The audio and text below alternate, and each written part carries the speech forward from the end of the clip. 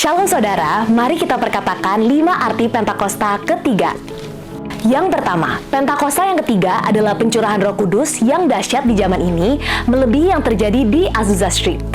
Yang kedua, Pentakosta ketiga akan mengakibatkan penuaian jiwa yang terbesar dan yang terakhir sebelum Tuhan Yesus datang kembali. Yang ketiga, Pentakosta ketiga akan membangkitkan generasi Yeremia, yaitu anak-anak muda yang dipenuhi Roh Kudus, cinta mati-matian kepada Tuhan Yesus, tidak kompromi terhadap dosa, dan akan bergerak untuk memenangkan jiwa. Yang keempat, Pentakosta ketiga lahir di Indonesia dan bergerak ke bangsa-bangsa. Gerakan ini dari timur ke barat dan akan kembali ke Yerusalem. Yang kelima, Pentakosta ketiga akan memberikan kuasa untuk menyelesaikan amanat agung dan setelah itu Tuhan Yesus datang kembali. Tetap semangat, Tuhan Yesus memberkati. Mazmur 91, dalam lindungan Allah. Orang yang duduk dalam lindungan yang maha tinggi dan bermalam dalam naungan yang maha kuasa akan berkata kepada Tuhan, tempat perlindunganku dan kubu pertahananku, Allahku yang kupercayai. Sungguh, dialah yang akan melepaskan engkau dari jerat menangkap burung, dari penyakit sampar yang busuk. Dengan kepaknya, ia akan menudungi engkau. Di bawah sayapnya, engkau akan berlindung. Kesetiaannya ialah perisai dan pagar tembok. Engkau tak usah takut terhadap pedahsyatan malam, terhadap panah yang terbang di waktu siang, terhadap penyakit sampar yang berjalan di dalam gelap, terhadap penyakit menular yang mengamuk di waktu petang. Walau 1.000 orang rebah di sisimu dan 10.000 di sebelah kananmu, tetapi itu tidak akan menimpamu. Engkau hanya menontonnya dengan matamu sendiri dan melihat pembalasan terhadap orang-orang fasik. Sebab Tuhan ialah tempat perlindunganmu, yang maha tinggi telah kau buat tempat perteduhanmu. Malapetaka tidak akan menimpa kamu, dan tulah tidak akan mendekat kepada kemahmu. Sebab malaikat-malaikatnya akan diperintahkannya kepadamu untuk menjaga engkau di segala jalanmu. Mereka akan menatang engkau di atas tangannya, supaya kakimu jangan terantuk kepada batu. Singa dan ular tedung akan kau langkahi, engkau akan menginjak anak singa dan ular naga. Sungguh, hatinya melekat kepadaku, maka aku akan meluputkannya. Aku akan membentenginya, sebab ia mengenal namaku. Bila ia berseru kepadaku, aku akan menjawab. Aku akan menyertai dia dalam kesesakan. Aku akan meluputkannya dan memuliakannya. Dengan panjang umur akan kukenyangkan dia dan akan kuperlihatkan kepadanya keselamatan daripadaku. Shalom saudara, pernahkah kita mendengar selentingan ucapan di kalangan orang-orang Kristen yang mengatakan bahwa insan Pentakosta suka ngawang-ngawang atau tidak membumi? Apakah benar orang Pentakosta hanya peduli tentang karunia-karunia roh, kedatangan Tuhan Yesus yang kedua kali, dunia roh, dan hal-hal lain yang mungkin dianggap abstrak atau tidak relevan bagi kehidupan manusia di bumi pada saat ini? Tentu saja tidak. Insan Pentakosta memang sangat bergantung pada tuntunan Roh Kudus dalam hidupnya sehari-hari. Tapi kita juga membumi dan peduli dengan isu-isu global loh. Mari kita bahas hal ini dari sudut pandang firman Tuhan dalam Voice of Pentecost kali ini. Pada mulanya Allah menciptakan langit, bumi, dan segala isinya. Kemudian Allah membentuk manusia dari debu tanah sesuai dengan gambar dan rupanya sendiri. Manusia diberikan perintah untuk menguasai dan memenuhi bumi sambil menikmati persekutuan yang intim dengan Allah. Ini yang dikenal sebagai mandat penciptaan.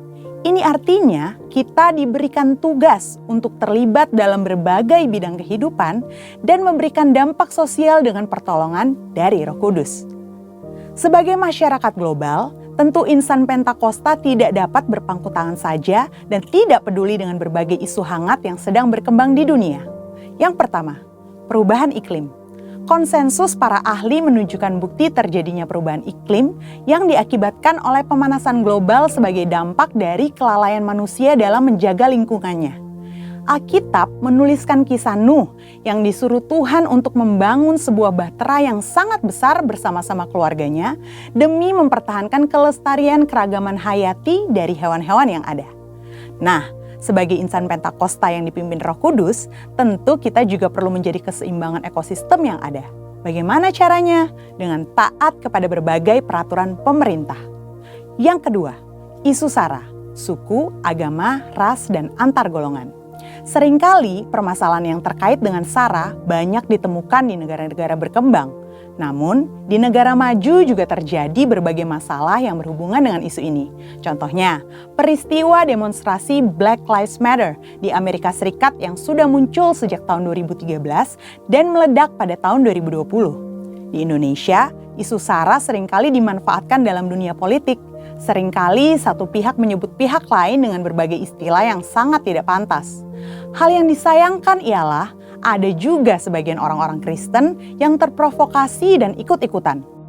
Nah, apa yang dikatakan Alkitab mengenai isu SARA ini? Rasul Paulus menasihati supaya gereja tidak terbagi-bagi antara golongan Paulus, Apolos, atau Kefas. Seperti yang tertulis dalam 1 Korintus 1 ayat 12-13. Selain itu, dalam Yohanes 17 ayat 21-23, Tuhan Yesus sendiri mendoakan para murid saat di Taman Getsemani supaya mereka menjadi satu. Di sini terlihat bahwa Allah berkenan kepada kesatuan dan bukan perpecahan akibat isu SARA. Di era Pentakosta ketiga ini, Roh Kudus yang dicurahkan secara dahsyat justru akan meruntuhkan berbagai benteng SARA. Dalam kitab Kisah Para Rasul, kita dapat melihat bagaimana Roh Kudus dicurahkan pertama-tama kepada orang-orang Yahudi, tetapi kemudian kepada orang-orang bukan Yahudi. Hal ini terjadi sehingga semua orang dari berbagai suku, kaum, dan bahasa bisa mendengar pemberitaan Injil Yesus Kristus dan percaya kepadanya. Salah satu bukti nyata bahwa insan Pentakosta menentang isu SARA adalah adanya Pentecostal World Fellowship atau PWF, di mana gereja-gereja Pentakosta di seluruh dunia dari berbagai suku dan golongan yang berbeda bergabung dalam satu misi untuk menyatukan dan memobilisasi keluarga-keluarga yang dipenuhi oleh Roh Kudus dalam rangka menyelesaikan amanat agung Yesus Kristus. Gereja kita, GBI Jalan Jenderal Gatot Subroto, juga menjadi anggotanya. Sebagai insan Pentakosta, setidaknya kita dapat melakukan hal-hal ini untuk mengatasi isu sara yang banyak beredar. Pertama, kita harus hidup dipenuhi dengan Roh Kudus sehingga kita tidak mudah terprovokasi dengan berita-berita yang ada di media sosial. Kedua, fokus pada kehendak Allah pada zaman ini, yaitu penyelesaian amanat agung Tuhan Yesus supaya menjadi murid Tuhan Yesus. Dari pemaparan kedua hal tadi, dapat dipahami bahwa kita sebagai insan Pentakosta perlu peduli dan turut serta berperan aktif dalam mengatasi isu-isu sosial kontemporer yang berkembang di masyarakat kita, baik secara lokal maupun secara global. Insan Pentakosta dipanggil Tuhan untuk menjadi garam dan terang yang memberi dampak bagi dunia. Kiranya Roh Kudus memberikan paradigma yang baru dalam memandang dan terlibat dalam penyelesaian isu-isu sosial yang berkembang di masyarakat, dan kuasa untuk kita dapat berkontribusi dalam penyelesaiannya. Untuk penjelasan lebih lengkap dari tim teologi kami, silakan klik link yang ada di atas atau scan QR Code yang tersedia. Tuhan Yesus memberkati.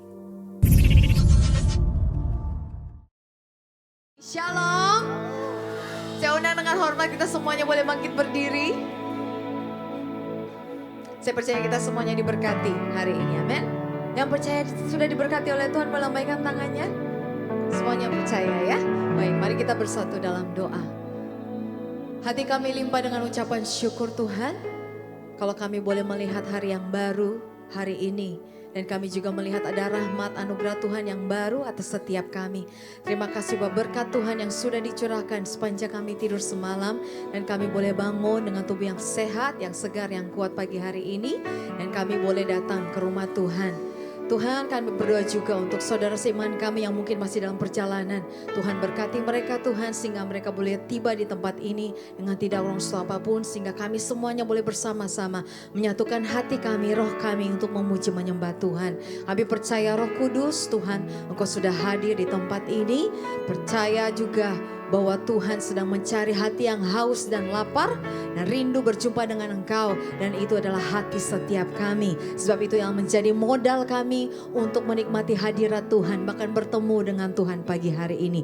Terpujilah namamu Tuhan Yesus, bertahtalah atas setiap pujian penyembahan kami. Di dalam nama Yesus, mari Engkau yang rindu berikan yang terbaik untuk Tuhan lewat ibadah ini. Mari sama-sama katakan amin. Sebelum duduk, mungkin lihat kiri kanan dulu Bapak Ibu ya. Kasih salam, kasih senyuman yang termanis. Yang terbaik katakan Tuhan memberkati engkau. God bless you, God bless you, God bless you. Silakan duduk kembali Bapak Ibu.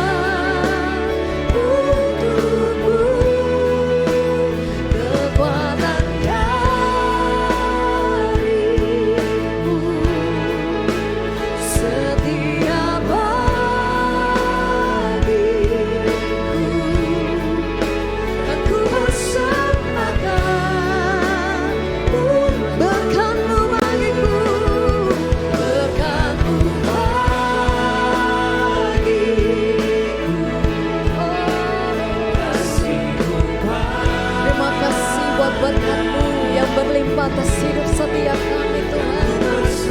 Bahkan kasih setia Tuhan tak pernah berkesudahan, selalu baru setiap pagi. Terima kasih buat kekuatan dari-Mu.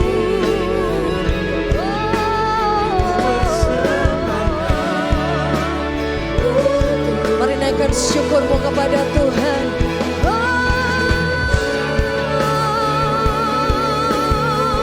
Hati kami limpah dengan ucapan syukur kepada-Mu.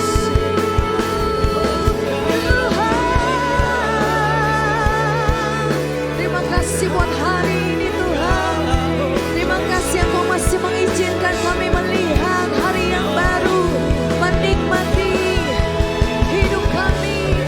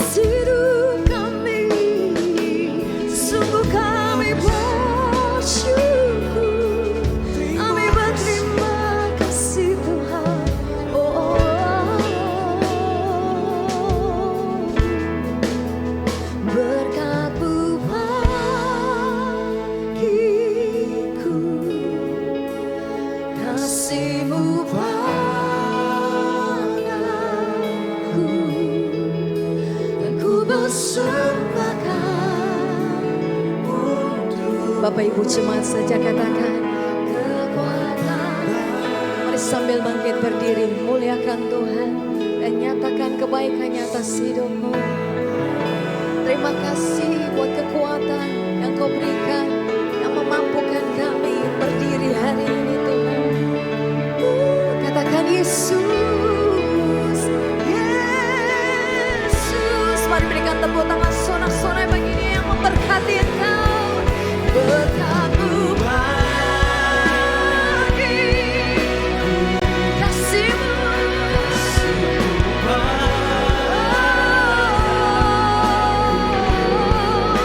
Aku bersembahkan untuk kekuatan Amin. Kami terima pagi hari ini segala berkat yang terbaik yang berasal dari Tuhan. Oh, Kau cukup bagi kami.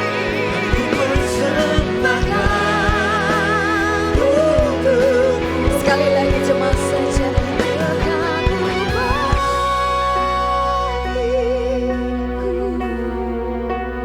kasih-Mu. Bukankah Tuhan baik? Dia setia, bahkan Dia adil. Kekuatan darimu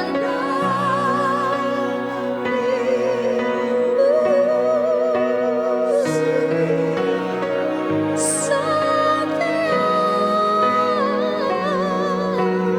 ku bersembahkan. Nyatakan dan ku persembahkan, ku persembahkan. Panggil namanya Yesus, Yesus.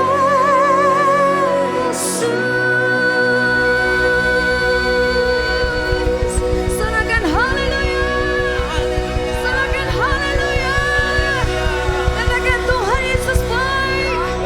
Amin. Terpujilah namamu Tuhan, dahulu sekarang sampai selama-lamanya. Hanya satu nama yang layak untuk disembah dan layak untuk menerima segala pujian hormat, yaitu nama Yesus Kristus Tuhan. Mari engkau yang percaya sungguh hanya Dia yang layak. Sama-sama katakan amin. Sorakan Yang bersukacita boleh lebih lagi, tepuk tangannya buat Tuhan Yesus. Sebab Dialah sumber sukacita kita, saudara. Dia Tuhan yang naik menyediakan tempat bagi setiap kita, dan Dia mencurahkan rohnya atas setiap kita. Yang percaya katakan amin. Yang bersukacita katakan yes. Haleluya. Kami memuji-muji namamu Tuhan. Ini pujian kami sama-sama. Tuhan Allahmu ada di antaramu, sebagai pahlawan yang memberi kemenangan. Dalam kasih-Nya kita dibaharui, Allah berkira dengan sukacita.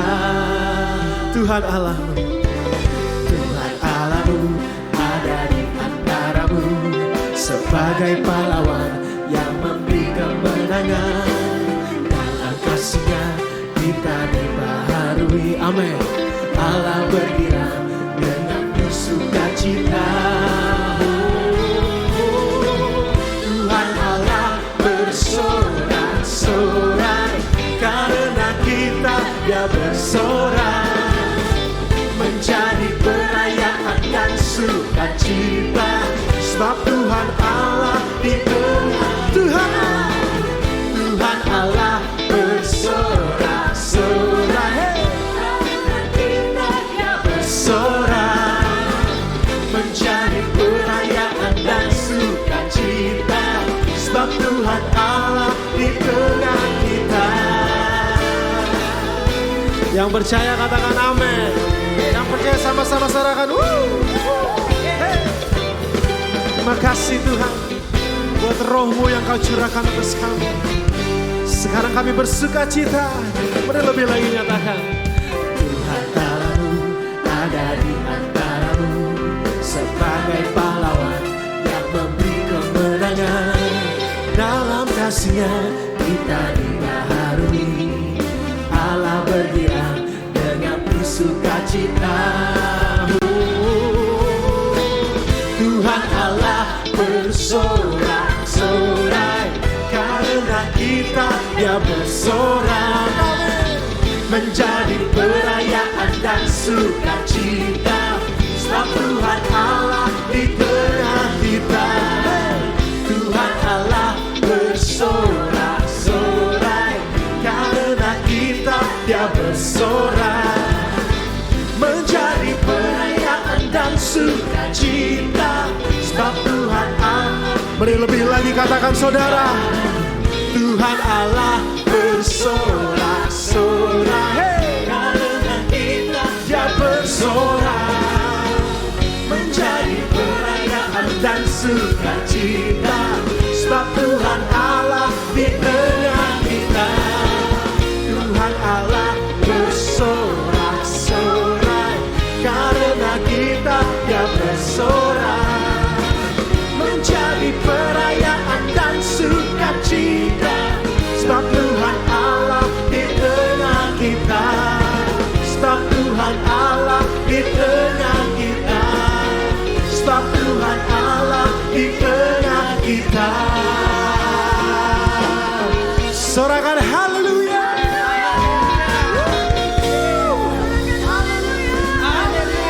Hari-hari ini kita sedang memperingati pencurahan Roh Kudus. Dan saya percaya, kita semuanya percaya bahwa Roh Kudus sedang tercurah atas setiap kita. Amin. Yang percaya katakan amin. Haleluya.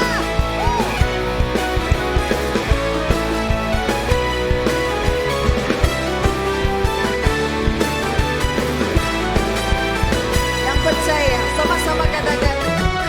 Roh Kudus tercurah di tempat ini. GBHOB. Amin. Ajaib memulihkan umatnya. Roh Kudus tercurah bagi gerejanya, membangkitkan umat ini. Sebab hari ini khusus adalah harinya Tuhan. Hari inilah harinya Tuhan. Sama pembebasan tiba. Sebelum berdosa dipangkatkan, berdosa dipangkatkan. Dan kami bersorak menghina Yesus. Sorakan, hey! Anugerah tercurah penuhi umatnya dengan sukacita. Dinyatakan tercurah urapi umatnya karena kuasanya. Amin. Pujilah namamu Tuhan. Roh Kudus-Mu hadir di tempat ini memenuhi setiap kami. Haleluya. Bapak Ibu cuma saja angkat suaramu. Pujian ini bagi Tuhan, katakan. Roh Kudus tercurah. Engkau yang percaya, angkat suaramu. Tuhan daya ajaib memulihkan kami semua yang hadir di sini. Tercurah gerejanya.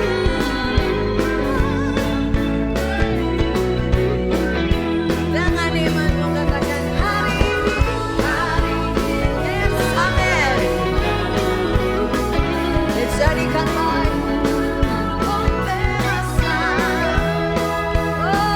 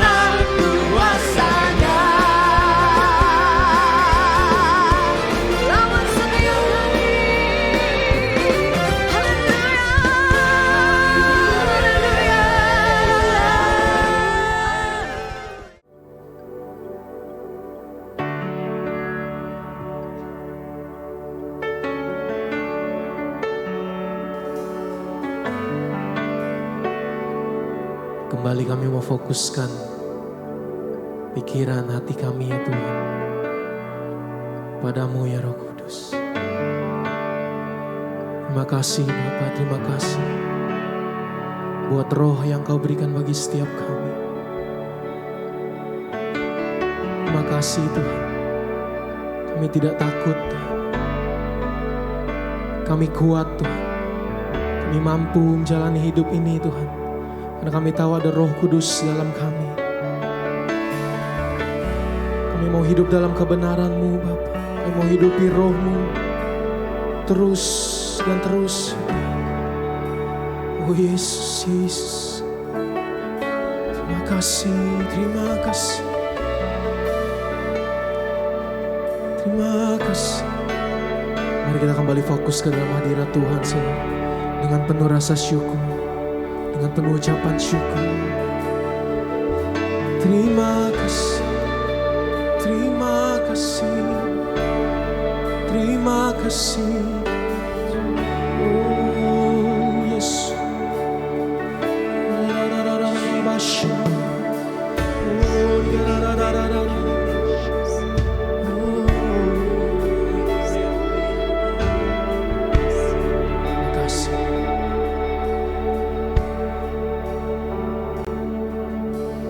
Roh-Mu yang hidup penuhiku, mengalir dalamku.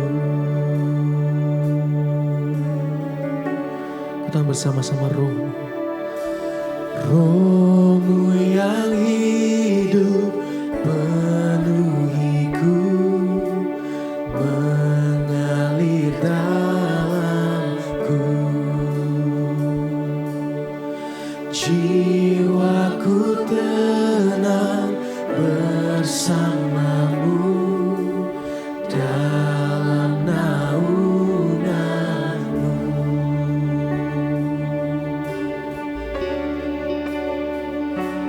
Buka hati untuk jamahan-Mu, berserah penuh di hadirat-Mu. Kau ambil alih seluruh hidupku, di altar-Mu menyembah-Mu. Ku buka hati untuk jamahan-Mu, berserah penuh di hadirat-Mu.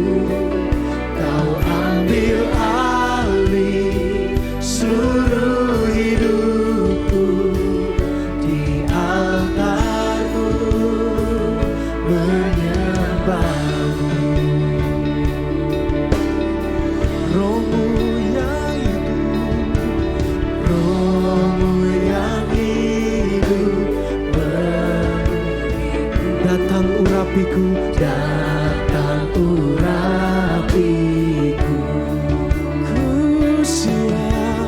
Ku siap terima kuasa-Mu, hidupku bagimu, hidupku bagimu, hidupku bagimu.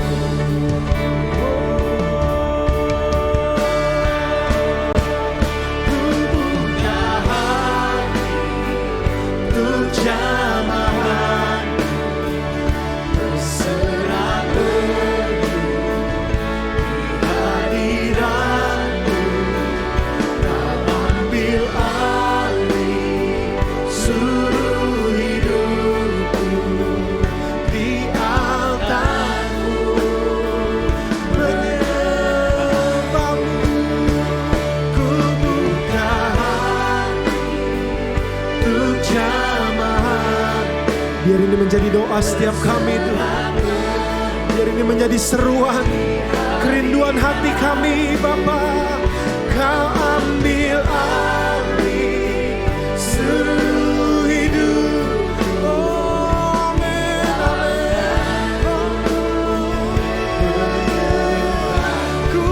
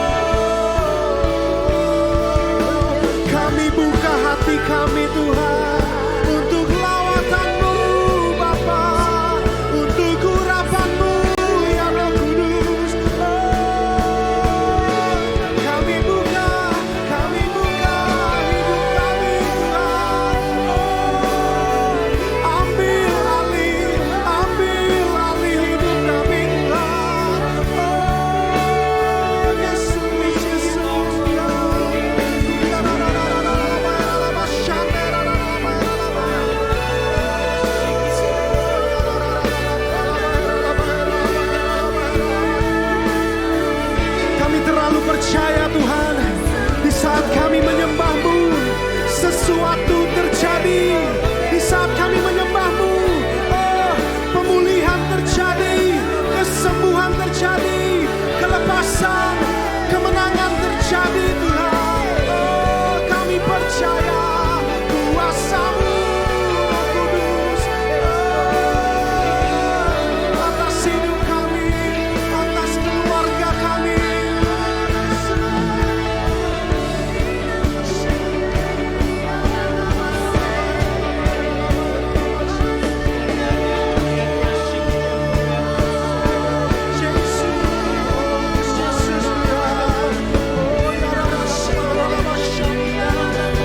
Mari sambil bangkit berdiri sama-sama.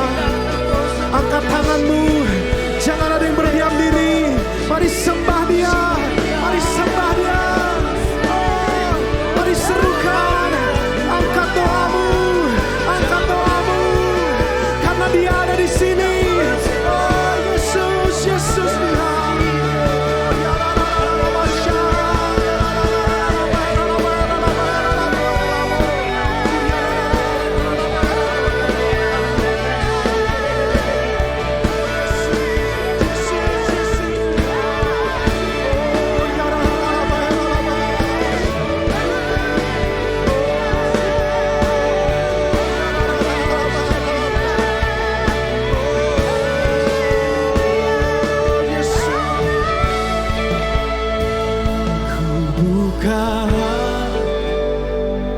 Untuk zaman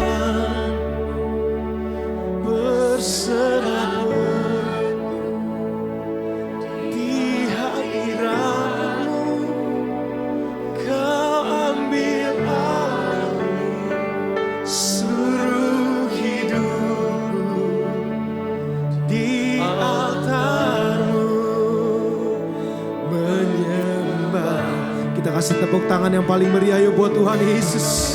Kami buka hati kami lebih lagi. Ku buka hati untuk jamaah-Mu, berserah penuh di hadirat-Mu. Kau ambil alih seluruh hidupku di altar-Mu.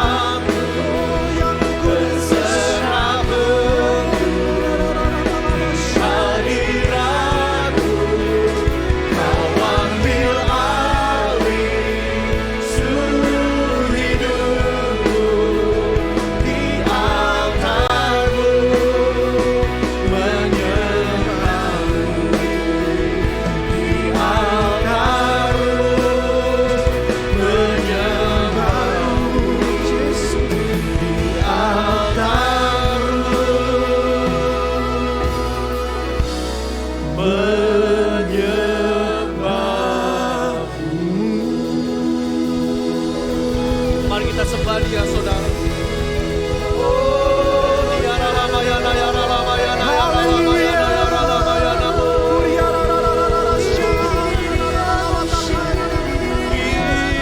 Dia Ramayana, ya Ramayana, ya Ramayana, ya Ramayana, ya Ramayana. Kami ambil waktu, kami sembah Tuhan. Sebab Engkau Allah yang layak disembah. Engkaulah pagar perlindungan kami Tuhan. Hadirat-Mu Yesus. Kini ya Ramayana, ya Ramayana, ya Ramayana. Mari Bapak Ibu kita bangun manusia roh kita di hadapan Tuhan. Mari masing-masing setiap kita sembah Tuhan. Dia bersembah bersemayam atas puji-pujian umatnya. Dimanapun saudara berada, apapun yang saudara alami, mari kita bawa korban ucapan syukur kepada Tuhan.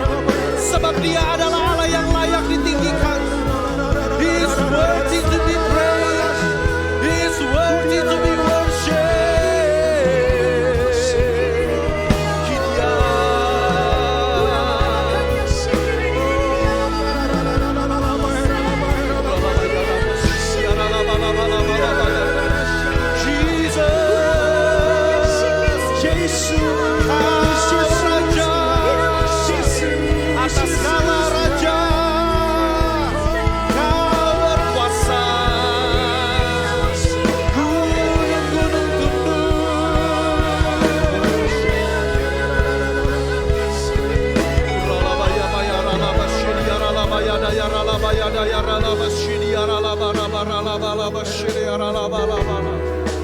Kami mengucap syukur bahwasanya perbuatan-Mu ajaib dalam kehidupan kami. Tidak ada seorang pun di tempat ini Tuhan yang bukan ada di tempat ini karena kecelakaan. Setiap kami ada karena desain dan tujuan Tuhan tetap dalam hidup kami. Engkau tidak pernah menyesali panggilan dan karunia-Mu dalam kehidupan kami Tuhan.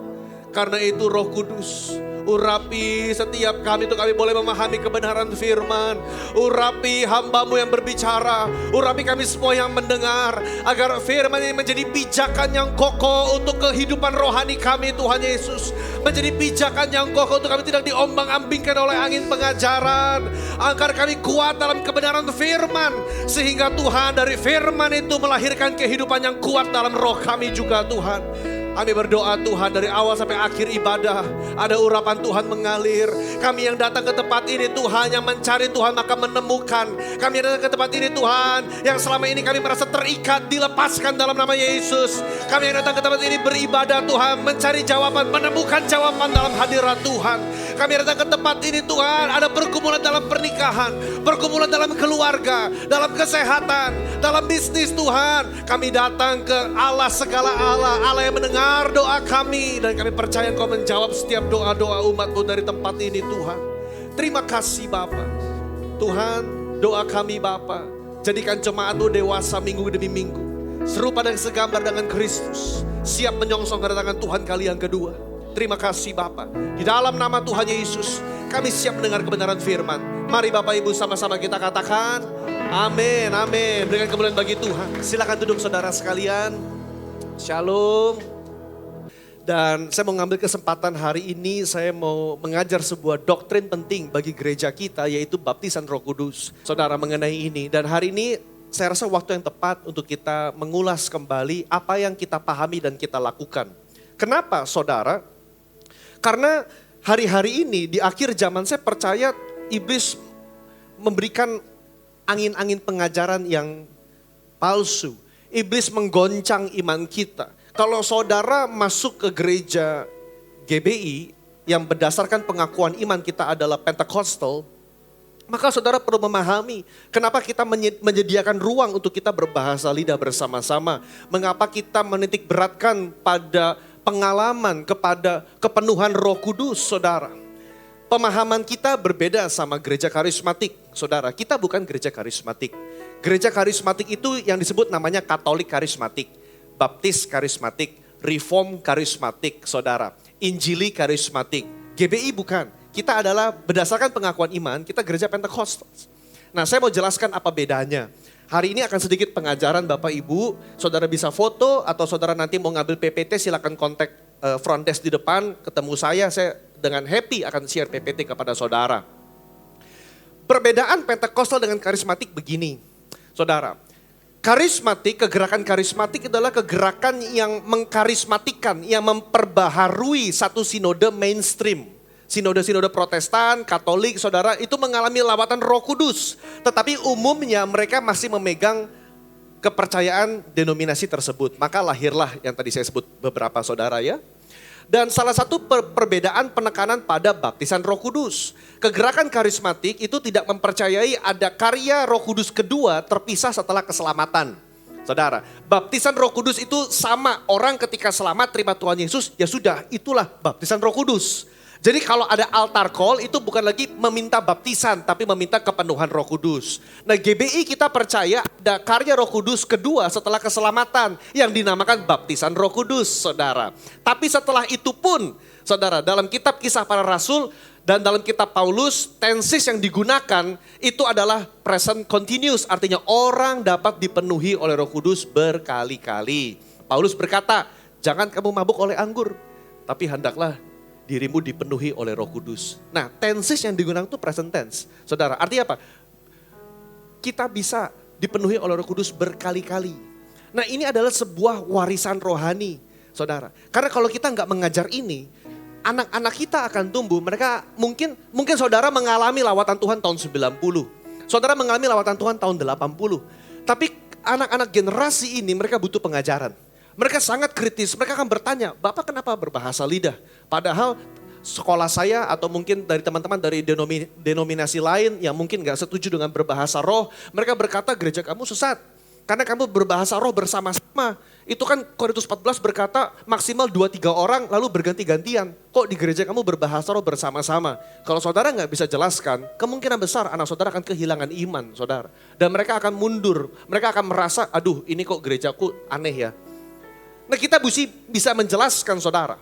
Nah, makanya hari ini kita ambil waktu pelan-pelan, kita mau membahas. Siap Bapak Ibu? Yang pertama, baptisan Roh Kudus adalah janji dari Bapa, janji daripada Yesus.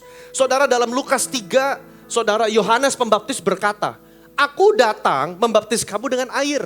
Tapi akan datang satu orang yang lebih berkuasa daripada aku, ia akan membaptis kamu dengan Roh Kudus dan dengan api. Dan itu digenapi dalam pelayanan Yesus, saudara. Karena Yesus, saudara, berkata sama para murid sebelum dia naik ke surga, ia melarang mereka meninggalkan Yerusalem dan menyuruh mereka di situ menantikan janji Bapa.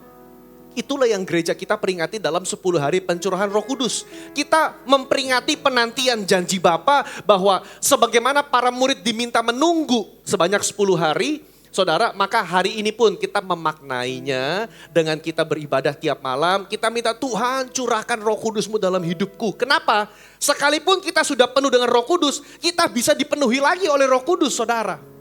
Nah, itu yang kadang-kadang orang-orang tuh dari misalnya golongan mainstream mereka gak ngerti. Mereka berkata kan kamu udah dibaptis, kok masih lagi sih ngomong-ngomong mari penuh dengan Roh Kudus. Mari Bapak Ibu yang mau dipenuhi maju ke depan. Ngapain sih maju ke depan? Kan kita udah dibaptis Roh Kudus. Waktu kita selamat pun sudah ada Roh Kudus. Kita percaya itu. Tidak ada orang yang lahir baru tanpa karya Roh Kudus. Katakan amin. Kalau saudara lahir baru di tempat ini, maka saudara ada karya Roh Kudus. Kalau saudara selamat, maka Roh Kudus memeteraikan keselamatan dalam hidup saudara. Nah, kalau begitu kenapa kita minta orang maju ke depan? Itu bukan soal keselamatan atau bahasa teologinya soteriologinya. Kita nggak bahas soal keselamatannya, itu udah secure dimateraikan Roh Kudus. Yang kita bahas adalah apa? Pemberdayaan orang percaya. Empowerment for ministry. Bagaimana orang itu bisa dengan efektif melayani. Ada sebuah kegairahan, kasih yang mula-mula, api yang membara-bara itu dipenuhi dalam baptisan Roh Kudus, saudara. Nah, saudara, ada sebuah analogi. Kalau kita pakai analogi botol, ya orang-orang suka bilang begini, anggaplah botol ini kosong. Belum percaya Tuhan Yesus. Lalu setelah dia terima Tuhan Yesus, dia Roh Kudus masuk, maka airnya penuh. Lalu kenapa kamu orang Pentakosta mengajarkan kamu mesti dipenuhi Roh Kudus lagi, sedangkan airnya sudah penuh? Saudara, analogi ini kurang tepat kalau pakai botol. Karena kalau pakai botol, maka memang betul kalau airnya sudah penuh udah gak bisa diisi lagi. Malah tumpah, saudara. Kita lebih baik pakai analogi balon. Saudara bayangkan ada sebuah balon yang diisi oleh sebotol air. Kalau satu balon diisi oleh air, saudara, kan dia menggembung ya, saudara. Tapi itu balon sudah penuh belum, saudara? Belum, saudara ya. Masih bisa diisi lagi enggak? Masih bisa diisi lagi, saudara. Makin gendut. Sebetulnya kalau kita lihat penuh sih sebetulnya sudah penuh. Cuma kalau ditanya masih bisa diisi lagi enggak? Masih bisa diisi lagi, saudara, ketiga. Makin gendut, makin gede. Kita katakan ini sudah penuh. Tapi masih bisa diisi air lagi enggak? Nah, itu analogi yang lebih tepat untuk menggambarkan kehidupan orang percaya yang diminta dipenuhi oleh Roh Kudus berkali-kali, saudara. Itu, saudara. Nah, Apa yang kita percaya saudara? Karena Yesus berkata para murid diminta menanti di Yerusalem, itu adalah para murid yang sudah menerima Roh Kudus pada saat Minggu Kebangkitan. Ingat gak Bapak Ibu? Pada Minggu Kebangkitan saya juga sharing. Ketika saat itu gak ada Thomas. Thomas gak datang ke gereja saudara. Mereka berkumpul di satu ruangan tertutup. Yesus datang mendadak dalam ruangan tertutup dan Yesus menghembuskan Roh Kudus kepada para murid. Ingat ya saudara ya, dalam kitab Yohanes. Yesus menghembuskan Roh Kudus. Saya catat ayatnya. Yohanes 20 ayat 22. Saat itu mereka sudah terima Roh Kudus belum Bapak Ibu ketika Yesus menghembusi? Sudah. Lantas kenapa murid yang sudah dihembusi Roh Kudus, yang sudah menerima Roh Kudus kok diminta, kamu tunggu ya di Yerusalem ya. Kamu tunggu janji Bapa ya. Sampai kamu dipenuhi dengan kuasa dari tempat yang maha tinggi. Sampai kamu menerima janji Bapa, sampai kamu dibaptis oleh Roh Kudus. Itu yang kita kejar saudara.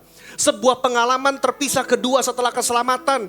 Kalau kita berkata is the full gospel saudara. Injil yang sepenuhnya saudara.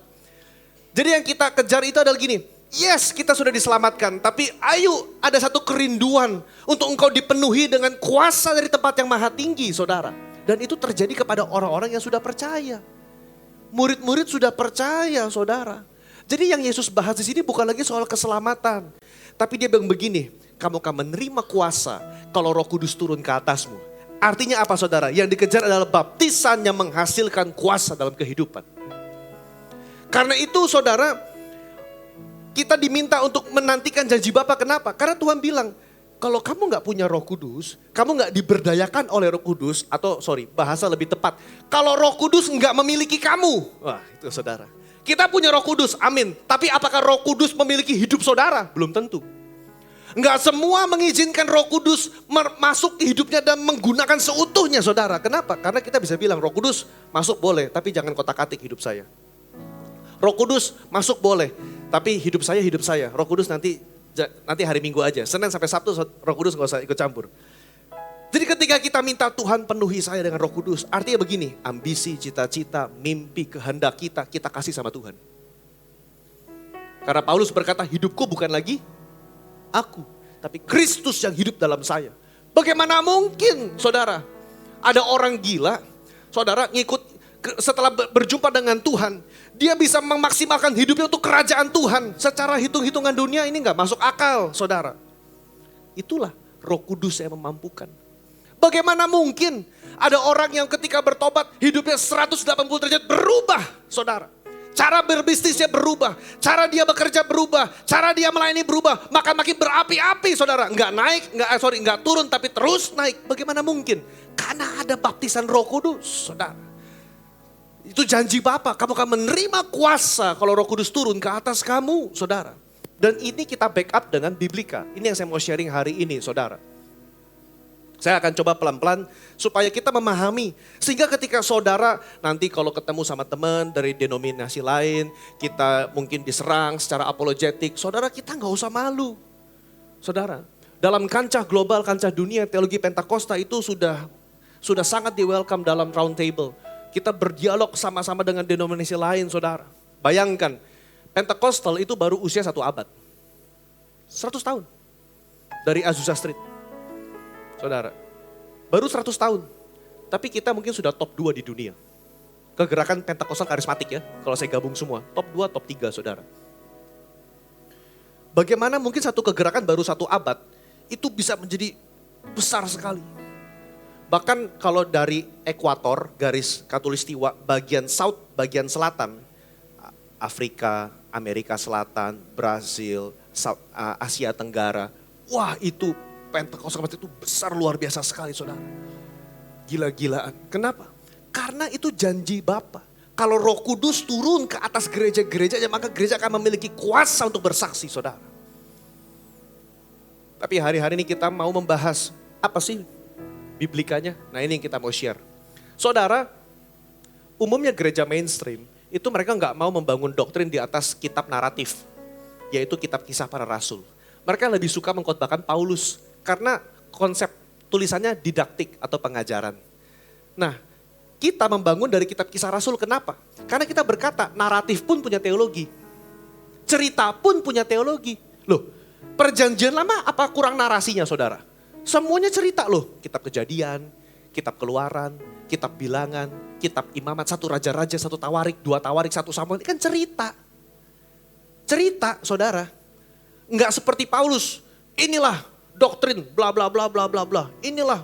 Enggak, itu cerita. Tapi toh kita masih mengkhotbahkan perjanjian lama. Ada teologi yang tersemat di dalam narasi. Kalau mereka menerima teologi perjanjian lama, kenapa kalau kita bicara khusus dari kitab Kisah Para Rasul, rata-rata mereka tolak. Mereka bilang ya kitab Kisah Rasul hanya terjadi pada zaman itu, sekarang udah gak berlaku. Sekarang kita lebih banyak menggunakan tulisan-tulisan Paulus. Loh, jangan dipisahkan dong Paulus sama penulisan Lukas. Saudara, itu saling melengkapi kok. Nah dalam kitab Kisah Rasul kita melihat ada pola-pola yang berulang. Dan pola-pola ini yang menjadi argumen biblika why we believe there is a baptism in the Spirit with the initial evidence of speaking in tongues. Mari kita lihat yang pertama. Kisah Rasul pasal 10. Ya tentu yang pertama para murid saudara ya. Yang para murid saya udah gak bahas lagi. Kejadian keluarga Cornelius. Petrus diundang khotbah di keluarga Cornelius. Orang kafir, orang Itali kok. Bukan orang Yahudi. Petrus saja sampai mesti dikasih penglihatan 3 kali mengenai makanan haram. Terus Tuhan bilang, apa yang kuanggap halal jangan kamu bilang. Puji Tuhan saudara, kita boleh makan babi saudara. Tuhan bilang apa yang ku bilang halal kamu jangan anggap haram saudara. Ada di situ di makan itu semua ada saudara ya. Ada lobster, kepiting semua. Haleluya saudara. Nah di situ Petrus bilang ya sudah Tuhan saya taat, saya ke rumah Cornelius. Petrus khotbah menjelaskan ada satu kata-kata. Dan di dalam nama Yesus ada pengampunan dosa. Ketika Petrus berkata demikian, firman Tuhan berkata, turunlah Roh Kudus ke atas semua orang yang mendengarkan pemberitaan itu.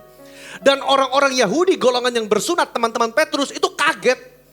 Karena karunia Roh Kudus dicurahkan ke bangsa-bangsa. Kenapa kok mereka bisa tahu sih? Mereka dibaptis Roh Kudus. Nah ini penting. Sebab mereka mendengar orang-orang itu berkata-kata dalam bahasa roh dan bernubuat memuliakan Allah. Artinya ada tanda konfirmatori, ada tanda yang mengkonfirm bahwa orang-orang ini menerima baptisan Roh Kudus. Yaitu apa? Mereka mendengar, mereka berkata-kata dalam bahasa roh, saudara. Itu baru satu. Saudara, kalau cuma sekali, ya mungkin kebetulan, saudara, kebetulan. Tapi diulang lagi. Coba next, dalam Kisah Rasul pasal yang ke-8, saudara. Pengalaman jemaat di Samaria. Setibanya di situ kedua rasul itu berdoa supaya orang-orang Samaria itu beroleh Roh Kudus. Kok Rasul kok tahu ya? Sebab dikatakan Roh Kudus belum turun di atas seorang pun dari mereka. Karena mereka hanya dibaptis dalam nama Tuhan. Artinya kalau sudah dibaptis sudah jadi murid belum? Sudah jadi orang percaya belum? Lah kan logikanya kalau udah percaya ngapain lagi minta baptisan? Ngapain lagi minta pentumpangan tangan oleh Roh Kudus? Tapi itu yang ditulis oleh Alkitab. Orang-orang percaya di Samaria ditanya, kamu udah percaya? Puji Tuhan. Udah dapat Roh Kudus belum? Belum, kita aja gak tahu. Wah kita mesti doa lagi. Dan itu yang kita lakukan dalam gereja kita saudara. Sesederhana itu. Kalau di Alkitab terjadi, maka bukankah Tuhan yang sama dahulu sekarang selama-lamanya bisa melakukan hari ini juga saudara? Itu yang kita tanyakan. Kamu udah dibaptis dalam nama Tuhan Yesus? Sudah. Sudah terima Roh Kudus? Belum. Yuk maju ke depan, kita mau doain buat kamu saudara. Memang dalam konteks jemaat Samaria tidak tertulis ada bahasa roh, nggak tertulis saudara. Tapi ada indikasi yang menyatakan bagaimana sih cara Rasul itu tahu bahwa mereka tuh belum terima karunia Roh Kudus. Ada sebuah deduksi bahwa karena mereka belum berkata-kata dalam bahasa roh, maka mereka belum terima baptisan Roh Kudus. Yang ketiga saudara, pengalaman jemaat Efesus. Yang ini ada kata-katanya saudara. Paulus menjelajah daerah pedalaman dan tiba di Efesus. Di situ didapatinya ada beberapa orang murid. Ini udah jelas ada kata-kata murid.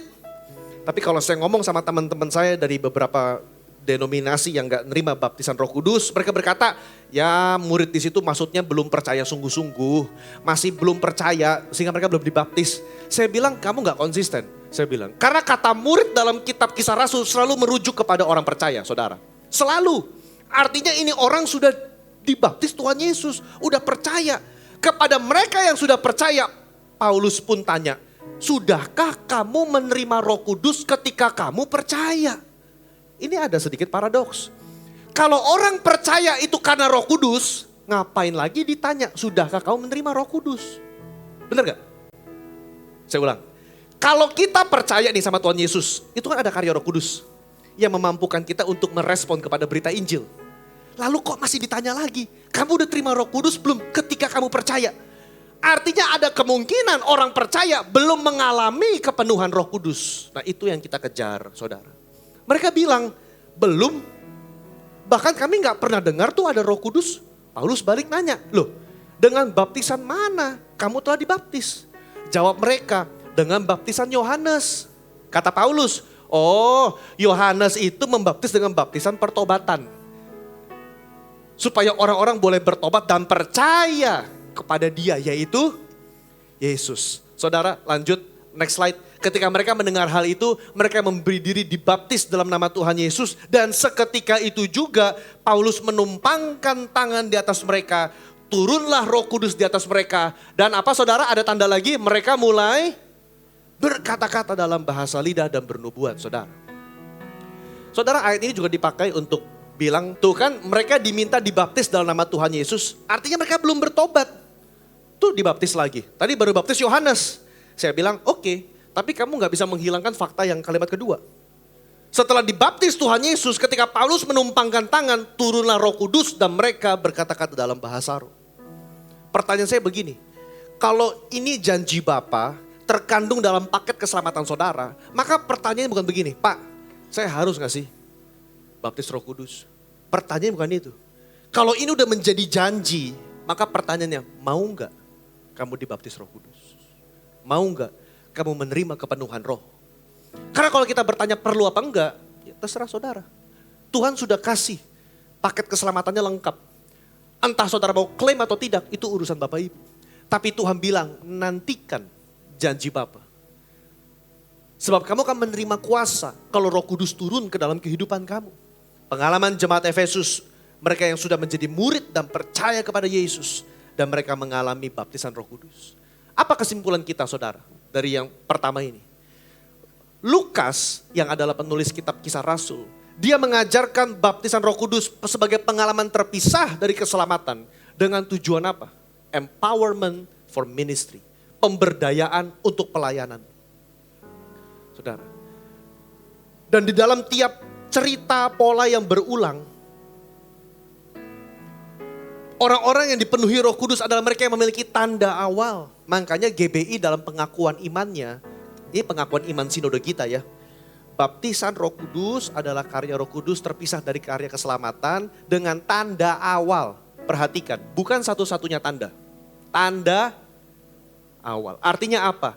Saudara nggak cukup cuman hanya berbahasa roh. Saudara perlu ada buah-buah roh. Ini hanya tanda awal. Konfirmatori saudara. The initial evidence. Hanya tanda awal saja. Bukan salah satu tanda. Saudara.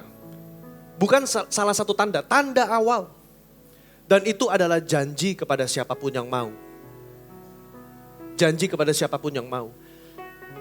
Kemarin dalam ibadah pencurahan Roh Kudus yang Jumat malam. Walaupun kita panggilan altar adalah untuk hati Bapa dan hati anak. Tapi saya senang ada satu jemaat masih muda. Dia terima baptisan Roh Kudus dengan tanda awal berbahasa lidah. Dia gak maju ke depan. Dia cuma berdiri di belakang. Bukan kita yang mendoakan, bukan saya. Hanya jemaat lain juga tumpang tangan sebelah dia. Tiba-tiba dia dilawat Tuhan dan dia mengalami. Saya bilang,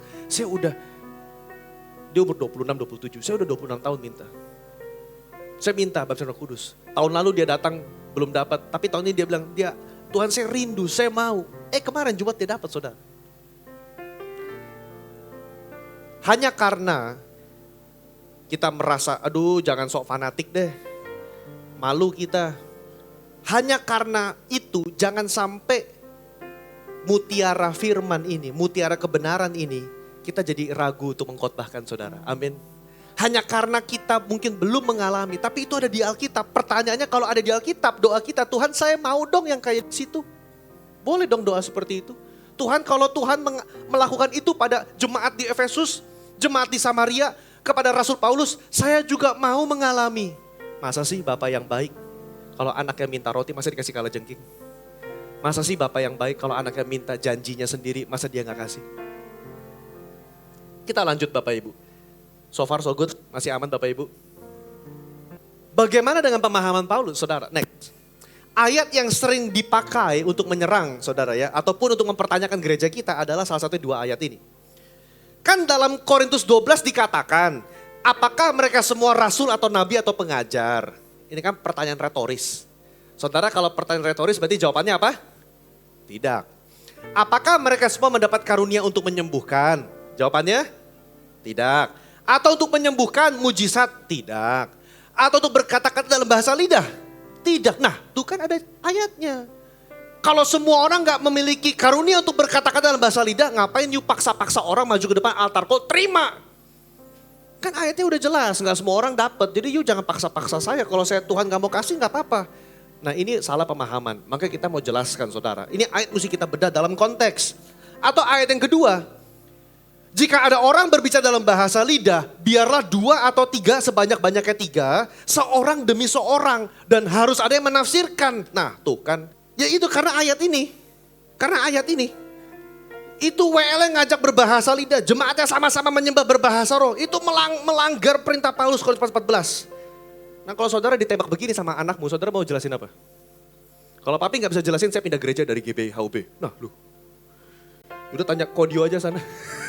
Makanya saya jelaskan sekarang supaya saudara bisa jelaskan. Saudara, mari kita lanjut. Kita mesti memahami dulu, slide berikutnya tolong. Konteks jemaat Korintus. Karena surat kepada Korintus bukan surat kepada HOB. Surat kepada jemaat Korintus bukan surat kepada jemaat Efesus maupun Roma. Apa yang terjadi di Korintus belum tentu terjadi di gereja HOB, saudara. Apa yang terjadi di Korintus? Yang pertama, saudara baca ayat 12. Ya, kita nggak usah buka ayat, saudara tinggal foto, nanti cek di rumah aja. Jemaat ini mengejar karunia roh untuk kepentingan pribadi. Mau show off. Saudara, jemaat ini kalau ketemu jemaat di depan sambil minum kopi, dia nanya begini. Lu punya karunia apa? Gue bisa bernubuat. Kalah. Aku bisa ngomong sama 10 malaikat, ini sebelah ada malaikat satu nungguin. Sampai begitu saudara, kayak apa berusaha untuk kelihatan super elit gitu saudara. Itu jemaat Korintus, kaum elitis. Mereka fokusnya karunia roh untuk kepentingan pribadi. Supaya dilihat orang, wah ini yang duduk depan ini nih, itu karunianya 3 atau 4. Kau pikir kita Avengers apa saudara? Begitu. Lalu dalam ibadah itu kacau. Kenapa kita tahu kacau? Karena Paulus tulis, jemaat Korintus, kalau di depan mimbar, itu kalau mau bahasa roh boleh. Maksimal 2-3 orang, ganti-gantian. Harus ada yang menafsirkan. Berarti deduksi logisnya kalau dia nulis itu berarti kejadiannya apa saudara pada saat itu masalahnya? Ada lebih dari 2-3 orang, khotbahnya pakai bahasa lidah. Nggak ada yang nafsirin, kacau satu gereja. Saudara bayangkan, saya 40 menit. Khotbah pakai bahasa roh saudara. Apa saudara nggak keluar dari gereja ini? Coba, WL. Shalom saudara, amin, terus sampai akhir, sampai ibadah selesai, bahasa roh terus. Ini WL apa sih? Betul dong. Dan itu yang terjadi di jemaat Korintus. Karena mereka mau show off. Next, coba.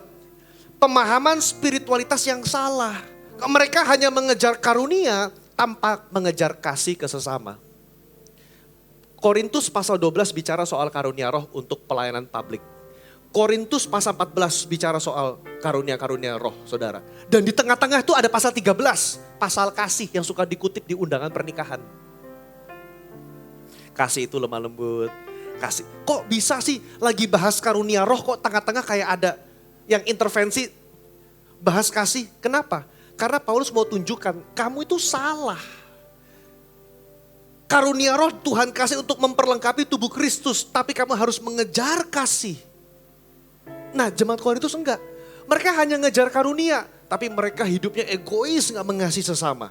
Nah itu konteksnya saudara ya. Itu konteksnya. Sekarang kita mau jawab pertanyaan tadi, keberatan tadi. Next. Yang pertama saudara, kita mesti memahami karunia roh yang diberitakan dalam pasal 12. Itu untuk kepentingan bersama, kepentingan gereja. Kenapa saya tahu? Karena ada ayat pembuka ayat 28. Allah telah menetapkan di dalam gereja.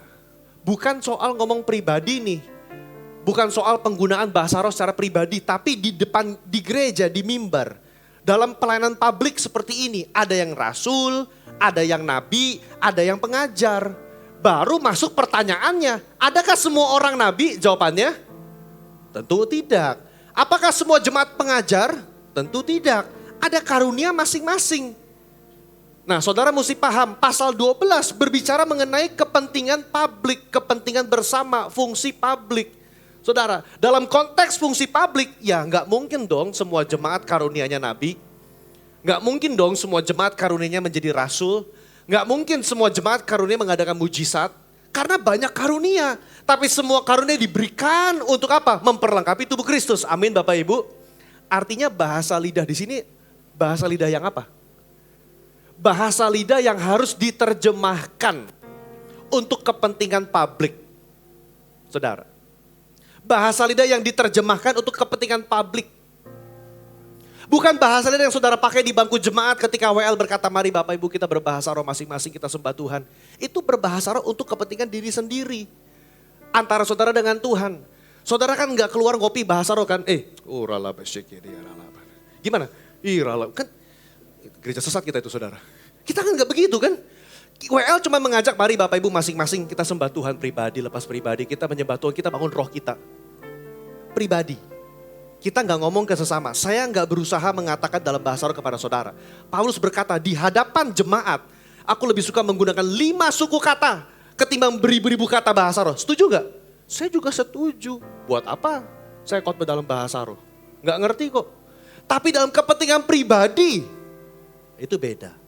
Lanjut, saudara. Next. Dalam konteks gereja, Paulus bertanya, apakah kamu semua berkontribusi dengan cara yang sama? Enggak jawabannya. Dalam konteks pasal 12, itu penggunaan karunia roh dalam konteks publik ruang gereja. Bukan berbicara perihal seorang pribadi itu bisa apa enggak berbahasa roh, saudara. Untuk kepentingan sendiri. Tidak. Kenapa kita tahu ini? Kok Bapak bisa bilang pasal 12 untuk kepentingan publik? Karena begitu saudara masuk pasal 14, coba next. Ayat yang pertama dikatakan gini, kejarlah kasih dan usahakanlah dirimu memperoleh. Loh, kalau orang itu nggak semua dapat karunia roh, berarti kan nggak perlu ngoyo tuh, nggak perlu maksa kan. Kan terserah Tuhan mau kasih apa enggak. Loh, kenapa di pasal 14 ayat pertama Paulus bilang usahakanlah dirimu memperoleh karunia, terutama karunia untuk bernubuat. Loh, Pak, kan tadi pasal 12 dibilang apakah semua orang nabi? Nabi ngapain Bapak Ibu? Bernubuat. Kan gak semua orang bisa bernubuat. Kenapa sekarang disuruh usahakanlah khususnya karunia bernubuat. Bahkan dipertegas dalam ayat 31. Sebab kamu semua boleh bernubuat. Nah loh, pusing gak saudara? Nabrak ke pasal 12 saudara. Tadi dikatakan gak semua orang nabi, gak semua orang. Tapi kok di pasal 14 ayat 31 semua kamu boleh bernubuat. Oh, artinya ada yang beda nih. Pasal 12 berbicara soal fungsi nabi. Pasal 14 bicara tentang karunia profetik untuk setiap orang. Saudara bernubuat gak selalu, oh saya bisa baca masa lalu saudara, saya bisa baca masa depan. Emang ada orang Tuhan kasih karunia seperti itu. Tapi nubuat yang untuk semua orang begini. Saudara pernah gak? Teman lagi curhat. Lagi chatting panjang lebar di WA. Tiba-tiba saudara keinget ayat. Aku keingatan ayat buat kamu nih. Ayat ini. Terus teman saudara WA, itu ayat pas banget. Aku baca WA kamu, aku nangis loh. Itu kayak Tuhan ngomong sama aku. Saudara itu lagi profetik. Saudara lagi bernubuat. Berprofetik artinya menyampaikan pesan Tuhan pada waktu yang tepat kepada orang yang tepat. Itu sederhana seperti itu. Kalau saudara pernah mengalami itu, artinya saudara sedang dilatih Tuhan untuk menyampaikan kebenaran firman pada waktu yang tepat kepada orang yang tepat. Saudara pernah dengar khotbah? Itu khotbah nampar saudara. Ini kayak pendeta ngomongin gue nih. Dia tahu dari mana masalah gue ya. Dari tadi saya seperti aduh malu deh, nggak bisa ngangkat muka nih. Semua orang ngomongin tentang saya. Selesai dari khotbah, Pak Pendeta kok bisa tahu sih masalah saya? Oh, saya nggak kenal kamu, saya nggak tahu. Kok tapi khotbahnya persis itu buat saya. Itu profetik, saudara. Dan itu bisa untuk semua orang. Bagaimana caranya? Itu khotbah lain waktu, saudara. Tapi Paulus berkata, kamu semua bisa. Loh, artinya begini, kalau semua orang diminta mengejar karunia roh, mungkinkah semua orang juga bisa mengejar karunia berbahasa lidah? Mungkin sekali. Coba next. Ayat, berarti gini, ada 2 fungsi, coba next. Yang 2 fungsi berbahasa roh, saudara. Ya. Sebagaimana nabi itu ada fungsi publik, nabi dalam pelayanan publik, lalu bernubuat secara pribadi, memperkatakan firman Tuhan, bahasa roh juga sama. Ada fungsi publik yang perlu ditafsir. Kalau publik harus ditafsir. Tapi kalau fungsi pribadi, saudara cek ayatnya nanti buka aja masing-masing di rumah, memuji, menyembah dalam roh, pribadi, gak perlu ditafsir. Karena itu cuma urusan saudara sama Tuhan. Kita saudara buka sebentar yuk yang punya handphone. 1 Korintus 14 ayat 1 sampai 5. Saya mau kasih salah satu alternatif cara membaca 5 ayat pertama berdasarkan fungsi pribadi dan fungsi publik saudara. Mari kita buka 1 Korintus pasal 14 ayat 1 sampai yang kelima.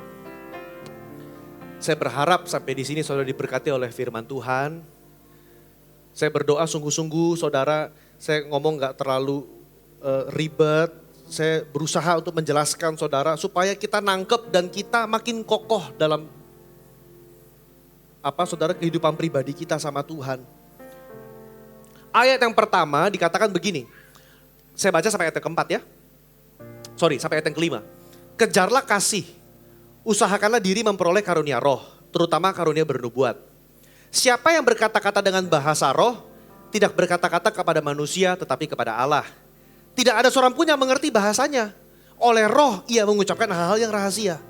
Tapi siapa yang bernubuat, ia berkata-kata kepada manusia. Ia membangun, menasehati, dan menghibur. Siapa yang berkata-kata dengan bahasa roh, ia membangun dirinya sendiri. Tapi siapa yang bernubuat, ia membangun jemaat. Aku suka supaya kamu semua bisa berkata-kata dengan bahasa roh. Tapi lebih daripada itu, supaya kamu semua bisa bernubuat. Sebab orang yang bernubuat lebih berharga daripada orang yang berkata-kata dengan bahasa roh. Kecuali untuk maksud ditafsirkan sehingga jemaat dapat dibangun. Mari kita kembali ke slide yang tadi saudara. Dalam konteks 5 ayat ini, kita mau bagi-bagi yuk perkataan Paulus mana yang publik, mana yang privat. Saya ajarin caranya sebentar. Mari ke saudara di TV, saudara lihat kolom yang paling kiri poin yang pertama, penggunaan private. Sembari buka handphone saudara, ayat 1 sampai 5. Kita mau bedah. Saudara, ayat yang kedua, Paulus berkata, siapa yang berkata-kata dengan bahasa roh, dia berkata-kata kepada Allah. Itu publik atau privat ya? Private. Karena nggak ada seorang pun yang mengerti. Lalu dia lanjut, ayat yang, saudara geser ke kanan. Siapa yang bernubuat, ia berkata-kata kepada manusia. Itu kira-kira pribadi atau publik? Publik, karena berkata kepada manusia. Lanjut lagi, ke sebelah kiri, tabel kiri. Kayak nyilang-nyilang gitu loh saudara. Zigzag. Siapa yang berkata dengan bahasa roh, ia membangun dirinya sendiri. Kira-kira public atau private? Private, udah jelas ya, membangun dirinya sendiri. Lalu lompat lagi, siapa yang bernubuat, ia membangun, udah pasti. Nah ini cara kita, mahasiswa teologis, kita menggali biblika seperti ini saudara. Berarti kalau ngikutin pola yang sama, berarti ayat 5, aku suka supaya kamu semua berkata-kata dengan bahasa roh, itu public atau privat?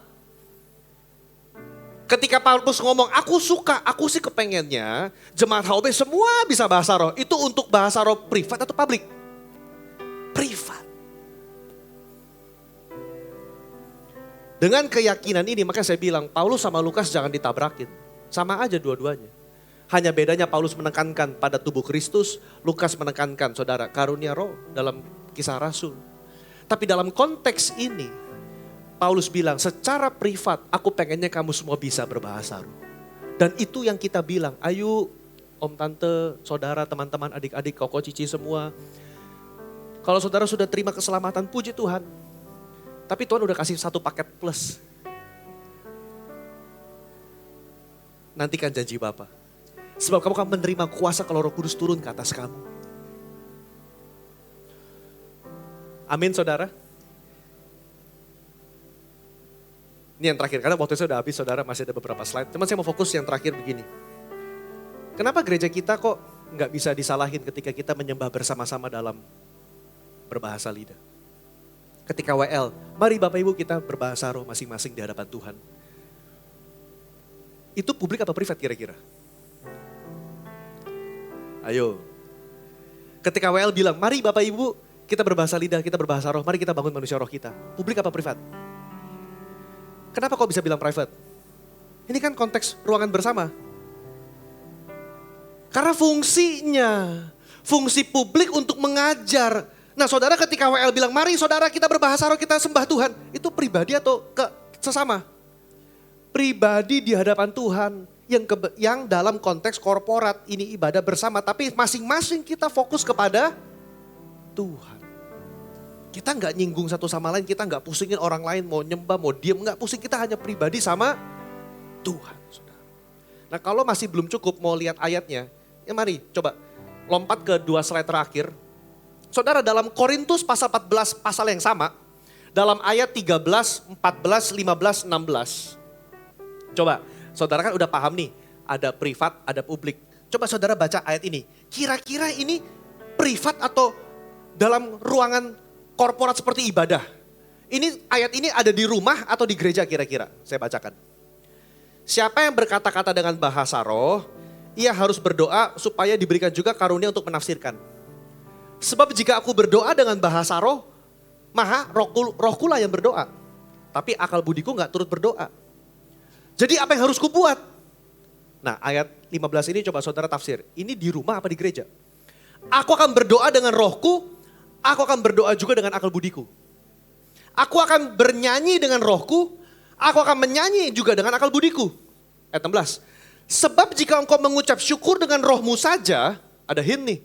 Bagaimanakah orang biasa yang hadir dapat mengatakan amin atas pengucapan syukurmu? Itu kira-kira di rumah apa di gereja tuh? Lah ternyata Paulus sendiri di gereja berkata dalam konteks gereja, aku akan berdoa dengan roh, aku juga akan berdoa dengan, aku akan memuji menyembah dengan roh, aku juga akan memuji menyembah dengan akal budi, saudara.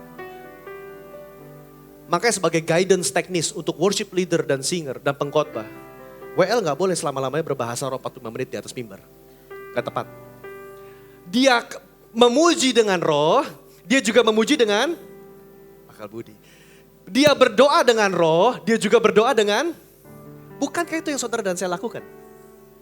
Kita lagi nyembah, kita menyembah, oh Tuhan kau dahsyat, kau adalah gunung batuku, kota keselamatanku, kau pagar itu menyembah dengan akal budi. Sehingga orang yang mendengar di sebelah bisa berkata, amin.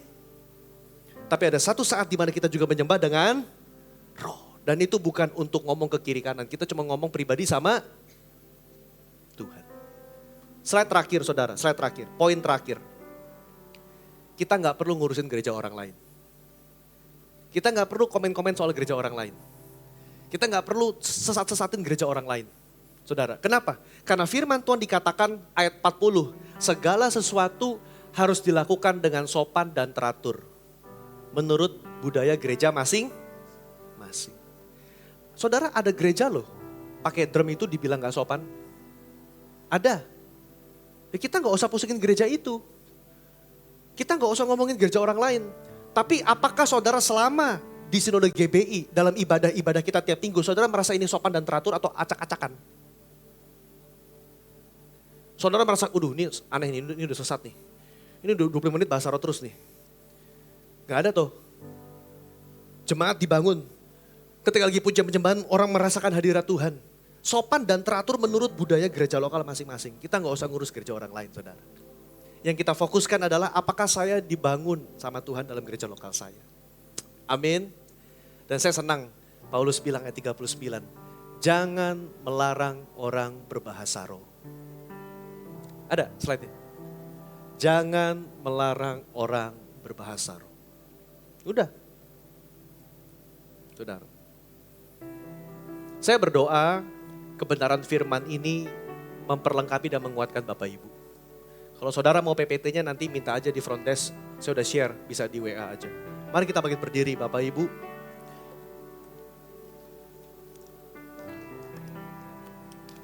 Mari kita beri kemuliaan bagi Tuhan, saudara. Tuhan, terima kasih buat ibadah kedua di tempat ini. Terima kasih buat hikmat yang Tuhan berikan. Untuk setiap kami, hamba berdoa, pemahaman iman kami semakin dalam. Kami enggak mudah diombang-ambingkan oleh angin pengajaran. Dan kami semakin yakin bahwa apa yang kami lakukan, ibadah kami, itu berkenan di hadapan Tuhan. Hamba berdoa Tuhan bagi setiap umat-Mu Tuhan. Yang rindu menerima kepenuhan Roh Kudus. Rindu dibaptis oleh Roh-Mu Tuhan. Hamba berdoa Tuhan, bukankah itu janji-Mu sendiri Bapa? Pada hari-hari terakhir Kau akan mencurahkan Roh-Mu kepada semua orang. Hamba berdoa Tuhan, sebelum kedatangan Tuhan kali yang kedua, mari Bapa, curahkan Roh-Mu besar-besaran dalam hidup setiap kami. Sehingga kami yang suam-suam kuku beroleh hati yang menyala-nyala. Kami yang jauh dari Tuhan, Tuhan dekatkan kembali. Kami yang mungkin tersesat Tuhan dalam perjalanan iman kami. Dalam quest kami mencari kebenaran, kami berjumpa dengan sang kebenaran itu sendiri. Hamba berdoa Tuhan, biarlah umat-Mu dalam ibadah 10.30 semakin didewasakan dari minggu ke minggu. Urapi firman-Mu, hamba-Mu terbatas dalam menyampaikan. Sehingga biarlah Roh Kudus sendiri yang mencerahkan hati dan pikiran kami. Dalam nama Yesus, kami berdoa dan mengucap syukur. Mari Bapak Ibu sama-sama kita katakan, amin.